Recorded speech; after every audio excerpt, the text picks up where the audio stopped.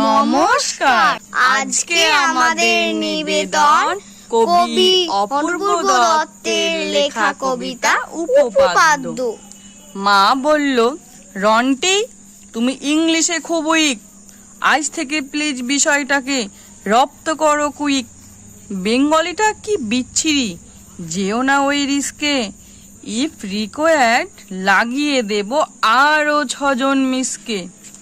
টেকনোলজির যুগে এখন কাঁঠাল ফলছে টবে, ভাবছটা কি বাংলা শিখে রবি ঠাকুর হবে? অফিস থেকে ফিরলো বাবা, ক্লান্ত গলদ ঘর্ম, রেগে বললেন, রন্টি তোমার এ কি উপকর্ম? তোমার লেখাপড়ায় মাসে করছি এত খরচা, আর তার বদলে তুমি করছো বাংলা ভাষার চর্চা। দাদু বললেন, ব্রাভো ব্রাভো, জোর সে বাজাও দুরি। সাধে কি আর রবি বাবুর নোবেল গেছে চুরি? না শিখলে বাংলা ভালো, ইংরেজিটাও দাইশি। বদ হজমে ভুগছো, তবু রান্নাটা চাই স্পাইসি।